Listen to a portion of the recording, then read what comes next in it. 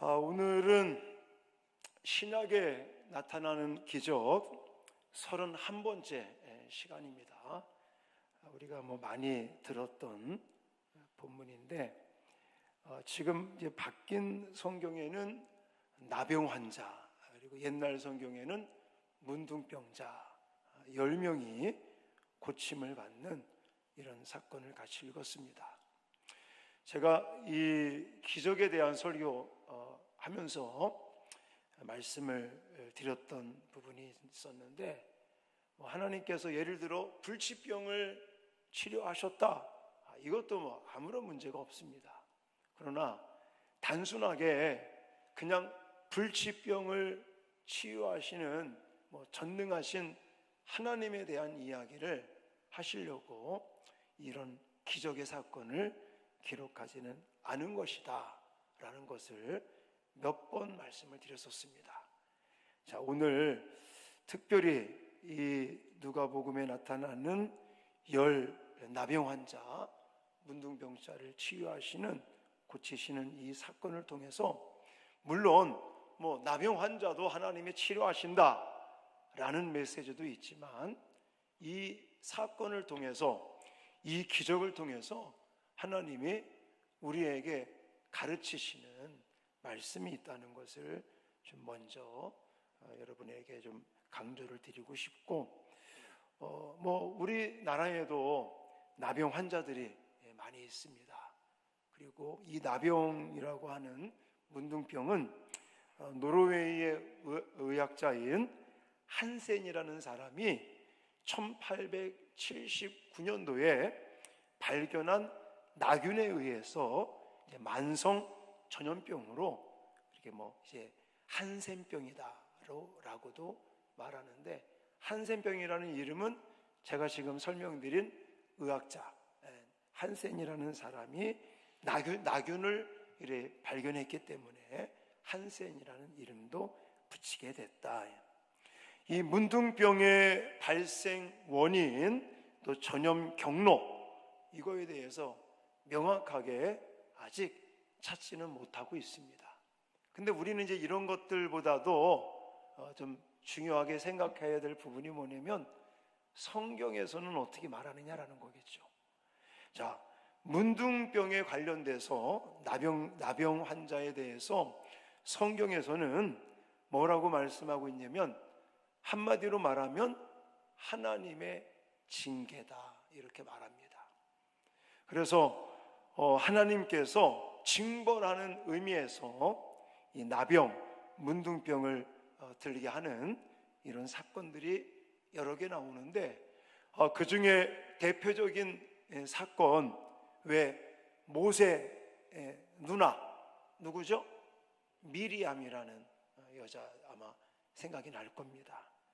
모세를 비방하고 원망했던 미리암을 하나님께서 이제 영적인 지도자에 대한 도전으로 말씀을 하시면서 징계로 문둥병에 들게 했던 내용들이 민수기 12장 같은 데 나와 있습니다.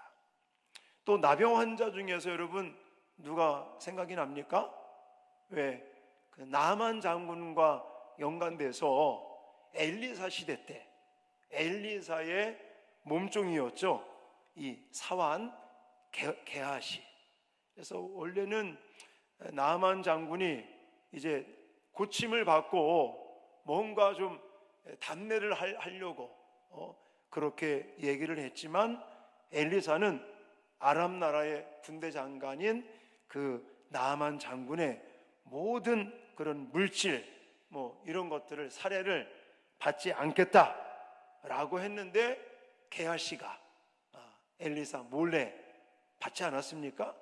그래서 그 징계로 게하시가 이제 문둥병에 들었던 사건들이 나타나는 것을 볼 수가 있습니다. 그리고 역대하 26장 같은 데 가보면 우시야 왕이라고, 여러분 아마 좀 성경을 좀 읽으신 분들은 이제 이름이 기억이 나실 거예요. 우시야 왕이 원래 제사장만이 할 수 있는 그 권한을, 무시하고 자기가 집례를 하다가 향단의 분향을 하는 월권을 이제 행사하다가 하나님의 징계로 문둥병에 걸렸다가 나중에 이제 별궁에서 지내다가 죽임을 당하는 사건들. 자, 지금 여러분들에게 제가 소개해드렸던 이런 내용들을 보면 성경에서는 이 문둥병, 나병은 하나님의 징계의 의미가 많았다. 이것을 좀 말씀을 드립니다. 자, 그렇다면 오늘 본문에서 강조하는 건 뭘까요? 이 사람들이 뭐 하나님의 징계를 받아서 이렇게 문둥병에 걸린 거야, 이 이야기를 강조하지는 않습니다. 제가 이렇게 문둥병, 이 나병의 그 성경적인 개념을 말씀드린 것은 참고사항으로 10명이 고침을 받는 사건 속에는 사실은 감사라고 하는 주제를 말씀하시기 위해서 예수님께서 이 사건을 성경에 기록하게 했다. 저는 그렇게 말씀을 드리고 싶습니다. 자, 이 말은 무슨 말이냐면 우리는 하나님의 은혜 속에 살아갑니다. 근데 하나님의 은혜를 받는 사람들은 많은데 감사하는 사람은 굉장히 적다. 왜냐하면 10명이 고침을 받았는데 1명만 감사를 했어요. 9명은 감사를 안 해. 자, 이런 모습들을 보면서 이 본문에서 이 사건을 통해서 이 기적을 통해서 저와 여러분들에게 강조하는 말씀은 은혜 받는 자가 많은데 감사하는 자가 적다. 이 말은 무슨 말이에요? 제발 감사하는 사람이 되라. 이걸 강조하는 거겠죠. 자, 17절 말씀입니다. 자, 17절 같이 읽겠습니다. 시작. 예수께서 대답하여 이르시되 10사람이 다 깨끗함을 받지 아니하였느냐? 그 아홉은 어디 있느냐? 아멘. 자, 방금 말씀드린 것처럼 10사람이 예수님에게 고침을 받습니다. 아까도 얘기했잖아요. 이스라엘에서는 이 나병, 문둥병, 이거는 하나님의 징계라고 해석을 한단 말입니다. 근데 하나님의 징계를 받았다가 고침을 받았으니 그냥 보통 일이 아니잖아요. 엄청난 일이잖아요. 근데 10명이 고침을 받았는데 감사하는 사람은 몇 명이었다? 1명밖에 없었다라는 거예요. 되게 적다는 의미를 가지고 있고요. 그리고 이 감사하는 사람은 어디 사람이죠? 사마리아 사람, 이방 사람이다. 이걸 보면서도 저는 혈통적이고 형식적인 조건이 중요한 게 아니라 오늘날 내가 얼마만큼 믿음으로 하나님 앞에 나가 하나님의 은혜 속에 감사하느냐, 이것이 굉장히 중요하다라고 말씀을 드리고 싶습니다. 18절을 보십시오. 이 이방인 외에는 하나님께 영광을 돌리러 돌아온 자가 없느냐라고 예수님께서 말씀을 하십니다.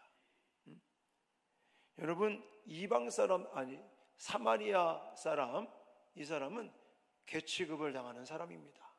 그렇죠? 그래서 사마리아 사람들은 혈연, 그러니까 이 어떤 포로로 이제 끌려갔다가 또 바벨론 사람들이 이스라엘 땅에 또 와서 이 혈통적으로 피를 섞여가면서 그렇게 정치를 했던 그런 가운데, 쉽게 말하면 이 믿음의 뿌리가, 피가 온전한 이스라엘 사람들이 아니다. 그래서 이 당시 이 어떤 사마리아 사람들은 이스라엘 사람들이 별로 좋아하지도 않고 또 멍멍이 계취급을 당하는 이런 신분이라고 말할 수 있는데, 이 사람은 그런 어떤 환경적이고 또 혈통적이고 이런 것들은 안 좋아도 예수님의 은혜를 알고 예수님에게 찾아와서 감사하는 사람, 예수님이 이 사람을 이제는 더 은혜를 주시고 또 이 사람을 칭찬해 주는 것을 볼 수가 있다는 거예요. 왜 그럴까요? 이 감사한다는 것은요, 하나님의 뜻이라고 성경은 말하고 있지 않습니까? 우리가 잘 알고 있듯이 데살로니가전서 5장 16절부터 18절까지 항상 기뻐하라, 쉬지 말고 기뻐하라, 범사에 뭐하라? 감사하라. 이것이 그리스도 예수 안에서 너희를 향하신 뭐라고요? 하나님의 뜻이니라. 그러니까 사마리아 사람이라고 할지라도 이방인이라고 할지라도 감사할 줄 아는 이 사람을 예수님은 인정하시고 또 칭찬하시고 또 이 사람에게 더 큰 은혜와 구원의 복을 부어주고 계시는 것입니다. 여러분, 우리는 어떤가요? 나는 어떤가 한번 생각해 보자는 것입니다. 요즘 우리 교회 이제 맥주 감사주의를 딱 보내고 나서 뭘 시작을 했습니까? 추수감사주일까지 미라클 100일 감사를 시작을 했어요. 한번 조사를 좀 해볼까요? 자, 나 미라클 100일 감사 노트도 잘 쓰고 하루에 1,000원씩 감사원금도 하고 자랑스럽게 나 열심히 하고 있다. 미라클 100일 감사. 크게 손 들어보세요. 높이. 이쪽에 세 분이. 네, 내리시죠. 안 하는 분들은 뭡니까? 무슨 똥배죠? 우선 왜 안 할까? 난 그게 궁금해. 바쁘셔서? 근데 사실 바쁜 것도요, 저는 그렇다고 봐요. 관심 부족이다. 좀 관심을 가지세요. 아멘입니까? 아멘 별로 안 하시네. 애들 봐요. 막 학교 가라고 깨워도 안 일어나. 별 관심이 없어. 그냥 학교 가서 공부하고 이런 거에는 취미가 없고 관심도 없고 막. 그래서 아침마다 일어나, 학교 가야지. 계약했어. 뭐. 놀이동산 간다 그러면 안 깨워도 일어나. 자기가 너무 좋아하는 거니까. 여러분, 물론 쉬운 일은 아니겠지만, 물론 뭐 바쁘다 보면 빼먹을 수도 있겠죠. 근데 아예 펼치지 않는 분들은 도대체 뭡니까? 지금 말씀드리잖아요. 은혜 받은 자는 많은데 감사하는 자가 적은 것을 예수님이 책망하시잖아요. 지금 10사람이 다 깨끗함을 받지 아니하였느냐? 그 9은 어디 갔느냐? 지금 이러시잖아요. 예수님이. 왜 미라클 100일 감사 안 하느냐? 이렇게 안 들리세요? 돈 들어가는 거 아니잖아요. 우리 조금만 우리가 신경 쓰고 조금만 관심을 갖고. 저도 좀 해보니까요, 마음이 지금 제가 표현을 안 해서 그렇지 엄청나게 복잡해요. 저도요.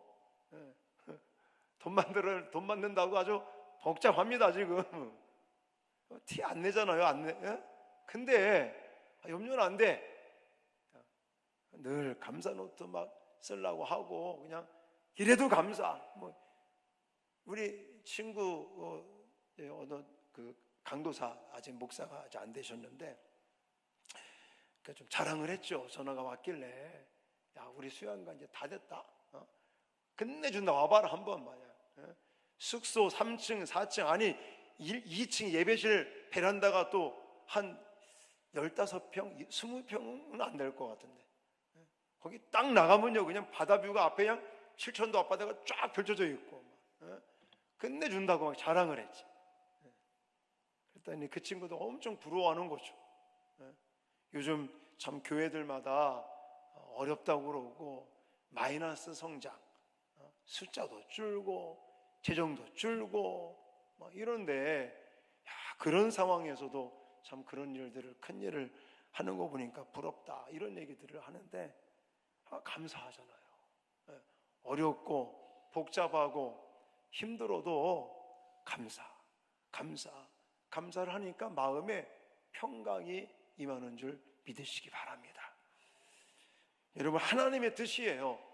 우리가 감사하는 것은 해도 되고 안 해도 되고가 아니에요.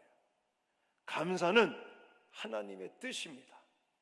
여러분, 하나님의 뜻을 이루어드리면 하나님이 얼마나 기뻐하시겠습니까? 그리고 우리가 좀 힘들고 어려워도 제가 뒤에 얘기하겠지만 자꾸 감사하면 하나님이 기적을 행하시고 능력을 행하시고 더 큰 복을 주심을 믿으시기 바랍니다. 그래서 두 번째는 그거예요.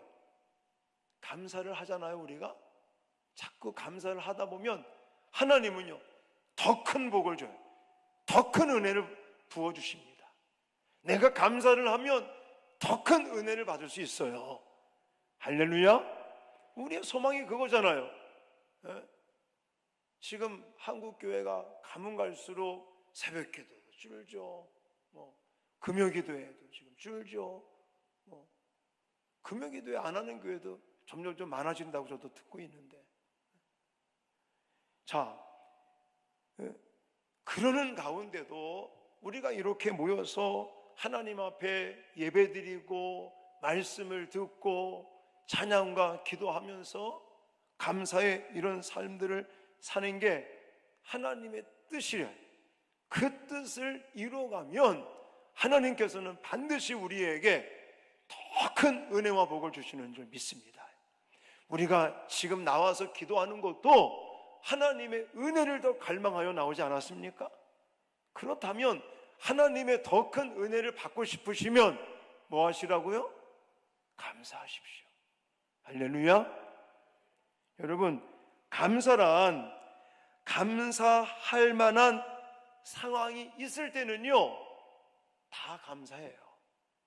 안 믿는 사람들도 나의 어떤 상황들이 좋아지면 감사합니다. 하나님에게 감사를 안 할지라도 주변 사람들에게 감사하고 자기 나름대로 신에게 감사하겠죠. 자, 근데 우리는 어떤 상황이 좋아져서도 감사할 수 있죠. 근데 사실은 이거는요, 믿지 않는 자들도 할 수 있는 거예요. 자, 우리는 그걸 가리켜서 주셔서 감사한다 그러잖아요. 근데 뭔가 내가 받아서 주셔서 감사하는 거는 믿지 않는 자들도 할 수 있는 거예요. 믿는 우리들이라면 좀 수준을 좀 높여야 되지 않겠습니까? 그래서 여러분들에게 제가 누누이 반복해서 말씀드리는 두 가지 감사. 두 번째가 뭐라고요? 그럼에도 불구하고 감사해요. 왜 그럼에도 불구하고 감사해야 될까요? 왜? 지금 너무 힘들어요. 지금 너무 복잡해요. 지금 너무 그냥 아무것도 그냥 다 안 하고 내려놓고 포기하고 싶어. 그럼에도 우리가 하나님 앞에 감사할 수 있는 것은, 감사해야 될 것은 하나님이 살아계시기 때문이에요.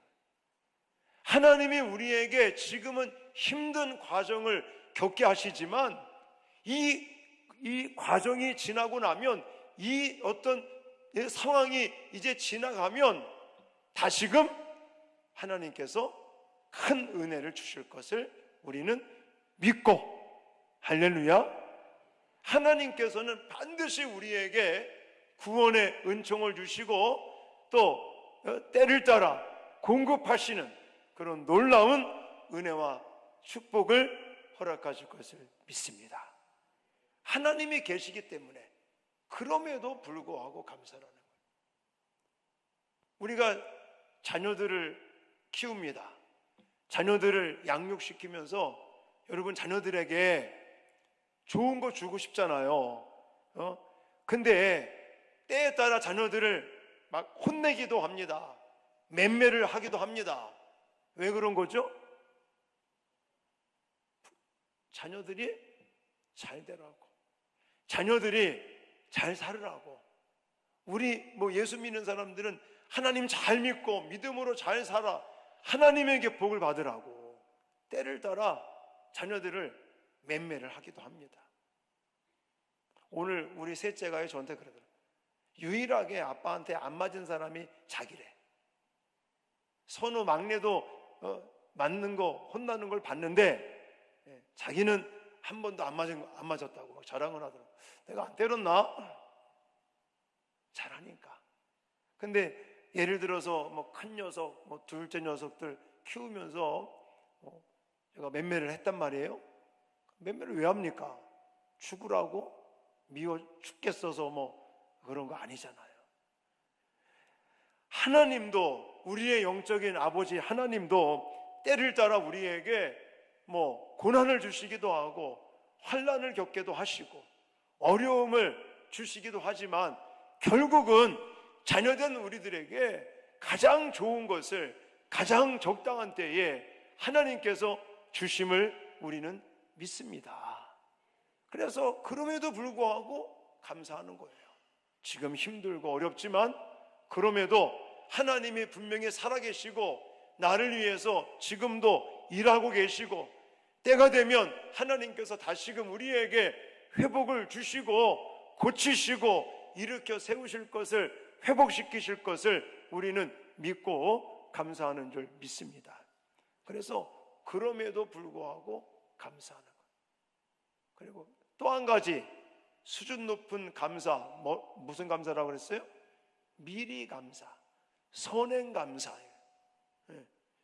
주실 것을 우리는 기대하면서, 그래서요 사실은 이렇게 주셔서 감사하는 것, 그 다음에 그럼에도 불구하고 감사하고, 또 미리 하나님께서 주실 것을 확신하고 선행으로 감사를 하는 이 감사의 습관을 들여야 우리가 하나님을 기쁘시게 하고, 그래서 하나님께서 우리에게 더 큰 은혜와 복을 부어주실 것을 믿으시기 바랍니다. 출애굽기에 가면요 진짜 너무너무 어려운 상황입니다. 너무너무 어려운 상황인데 그때 모세가 이런 이야기를 하는데, 자, 출애굽기 14장 13절 14절 읽겠습니다. 시작. 모세가 백성에게 이르되 너희는 두려워하지 말고 가만히 서서 여호와께서 오늘 너희를 위하여 행하시는 구원을 보라. 너희가 오늘 본 애굽 사람을 영원히 다시 보지 아니하리라. 여호와께서 너희를 위하여 싸우시리니 너희는 가만히 있을지니라. 아멘. 이 상황은 이스라엘 백성들이 애굽을 탈출하고 이제는 하나님의 인도를 받아 모세의 어떤 지도 아래서 이제 홍해 앞바다에 왔을 때, 앞에는 홍해가 가로막고 있고 뒤에는 추격하는 바로의 애굽의 바로의 군인들이 이스라엘 사람들을 죽이겠다고 쫓아오는 그런 상황 속에서 이스라엘 백성들이 처음에는 뭐였어요? 원망하고 불평했단 말이죠. 근데 그런 백성들에게 모세를 통해서 하나님께서 뭐라고 말씀하셔요? 너희는 두려워하지 말라. 가만히 서서 여호와께서 어떻게 구원하시는지 일하시는지를 바라라는 거예요. 그러면서 여호와께서 너희를 위하여 뭐 하신다고 그럽니까? 싸우신다. 할렐루야. 그러니까 우리는 그럼에도 불구하고 감사하고 미리 감사할 수 있는 줄 믿습니다. 그리고 바울을 통해서 빌립보서 4장 6, 7절에 또 이런 말씀을 하셨어요. 아무것도 염려하지 말고 다만 모든 일에 기도와 간구로 너희 구할 것을 뭐함으로? 감사함으로 하나님께 아뢰라. 그리하면 모든 지각에 뛰어난 하나님의 평강이 그리스도 예수 안에서 너희 마음과 생각을 뭐 하신다고요? 지키시리라. 할렐루야. 지키셨다가 아닌 거예요. 지키시리라. 미래적인 문법을 가지고 있습니다. 이 말씀은 염려하지 말고 기도해야 하는데 그 구할 것을 미리 감사함으로 하나님께 아뢰라. 필요한 것이 있을 때 그것을 오히려 감사의 제목으로 하나님께 기도해라. 그러면 하나님께서, 평강의 하나님께서 우리를 지키실 것이다 라는 말씀을 하고 계시는 줄 믿으시기 바랍니다. 그래서 우리는 그럼에도 불구하고 또 선행 미리 하나님께 감사하면 하나님은 더 큰 복을 주시는 거예요. 더 큰 은혜를 주실 줄 믿으시기 바랍니다.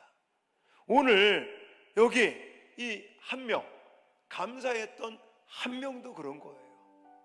이 사람은요, 사마리아 사람이었습니다.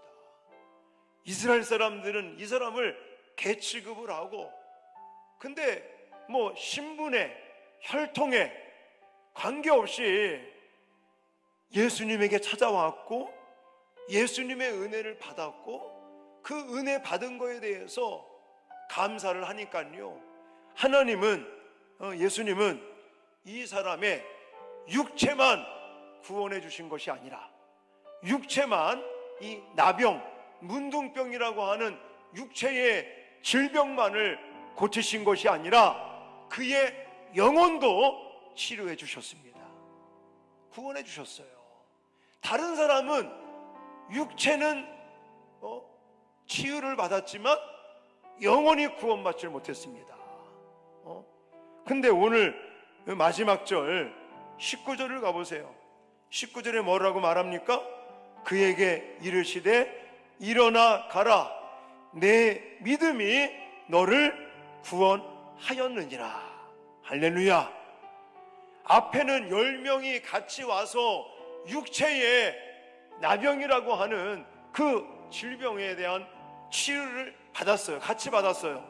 근데 9명은 감사를 안 했고 이 한 사람만이 혈통에 관계없이, 신분에 관계없이, 어디 출신인지 그런 거 관계없이 예수님께 나와 감사를 했더니 예수님은 이 사람의 육체도 치료했을 뿐만이 아니라 영혼까지도 치료하시고 구원에 이르게 하신 줄 믿으시기 바랍니다. 그래서 우리들도 제가 앞에서 말씀드린 것처럼 지금 너무 힘들어요, 지금 너무 고통스럽고 괴롭고 어떨 때는 이해가 안 돼. 아니 하나님 이거 좀 이렇게 좀 팍팍 좀 뭔가 좀 해주시거나 또 짠하고 이렇게 해주시면 믿지 않는 가족들, 믿지 않는 친척, 이웃들에게 자신 있게 예수님도 좀 증거하고 좀 이러고 좋을 것 같은데 왜 안 해주실까? 내가 답답하고 괴롭고 지치고 낙심되고 원망이 찾아오려고 할 때 우리는 절대 지금 현실만 보지 마시고, 우리는 지금도 눈에 보이진 않지만 살아서 우리를 위해서 싸우시고 일하시는 하나님을 바라보시고, 또 그럼에도 불구하고 감사하고, 또 앞으로 하나님께서 이루실 것을 기대하면서 미리 감사하고, 할렐루야.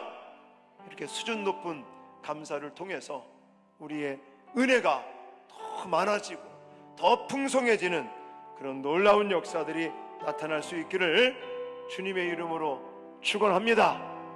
그리고 오늘 집에 가서 빨리 찾아 감사 노트 찾아요. 빨리 어디 있는, 어디 계신지, 어느 가방에 넣어놨는지, 어느 책꽂이에 어디 넣어놨는지, 어디 서랍에 넣어놨는지 다시 감사 노트 꺼내시고, 없으신 분들은 교회에서 다시 또 드릴 테니까 다시금 챙겨서 가서 오늘부터라도 열심히 하루에 3개씩 감사 노트 쓰십시오.